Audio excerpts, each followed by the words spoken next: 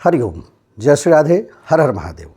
आज हम बात करेंगे नवग्रहों में मन का कारक ग्रह चंद्रमा के बारे में। चंद्रमा हमें कहाँ पर कैसा फल देगा? वैसे यह शुभ ग्रह है, कहीं भी बैठता है शुभ ही फल प्रदान करता है, लेकिन यह यदि अरिष्ट भावों में बैठ जाता है, अरिष्ट युति कर लेता है तो हमें बहुत परेशान भी कर देता है।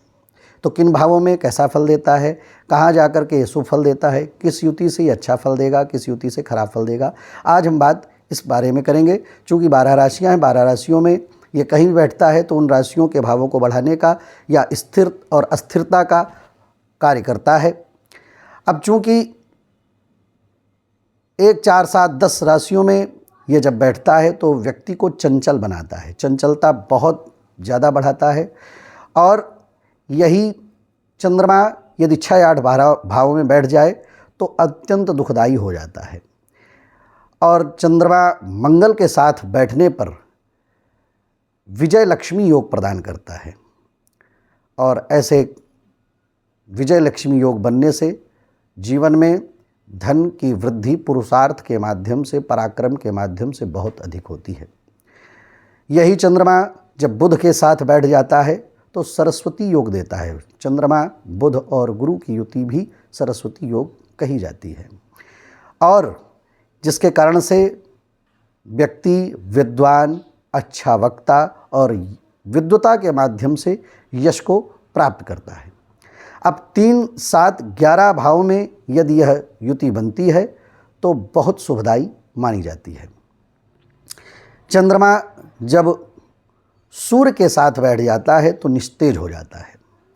ऐसा चंद्रमा सूर्य के अनुकूल फल प्रदान करता है। चंद्रमा जब गुरु के साथ बैठता है तो गजकेसरी योग बनाता है।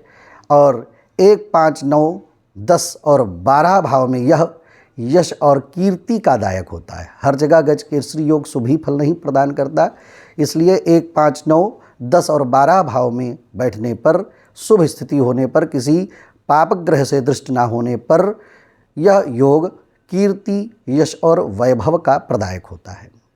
अब चंद्रमा जब शुक्र के साथ बैठ जाता है तो क्या करता है? चंद्रमा शुक्र के साथ बैठने पर, और यदि अरिष्ट ग्रह से दृष्ट है तो व्यक्ति परस्त्रीगामी, वैश्यागमन करने वाला भी होता है या बहुत कामुक प्रवृत्ति का होता है। शुक्र के साथ बैठा हुआ चंद्रमा शुभ होने पर विलासी, लग्जूरियस लाइफ को बहुत तेज़ी से बढ़ाने वाला होता है। चंद्रमा यदि शनि के साथ बैठ जाता है तो विष योग प्रदान कर देता है। और 1, 4, 7, 10 भाव में जिसकी कुंडली में विष योग बन जाता है, ऐसे व्यक्तियों की ससुराल पक्ष से किसी भी प्रकार से अच्छे संबंध नहीं रह पाते हैं। चाहने पर भी कुछ ना कुछ खटपट चलती रहती है, ना चाहते हुए संबंध खराब होते रहते हैं। इसलिए विष योग की शांति अवश्य करनी चाहिए। चंद्रमा और शनि के योग से विष योग जो बनता है तो ऐसे व्यक्ति को छल, कपट, चतुराई से दूर रहना चाहिए, और ऐसे लोग दूर रहते हैं। और ऐसे लोगों को छल, कपट, चतुराई बहुत जल्दी पकड़ में आती है, जिस कारण से भी व्यक्ति ऐसे लोगों से दूर रहने का प्रयास करता है। चंद्रमा और राहु का योग व्यक्ति को भ्रमित करता है, उसके डिसीजन वह नहीं ले पाता है। और नीच का भी चंद्रमा डिसीजन लेने में व्यक्ति को नीरस बना देता है। और चंद्रमा के कारण, चूँकि चंद्रमा अकेला कहीं भी बैठ जाए तो उस भाव को 12 राशियों में कहीं भी बैठने पर उस भाव को बढ़ाने का कार्य करता है। चूँकि चंद्रमा जहाँ भी बैठता है शुभ फल प्रदान करता है। चंद्रमा के कारण कौन से रोग होते हैं? तो चंद्रमा के कारण निद्रा रोग होता है, ऐसा व्यक्ति बहुत सोता है।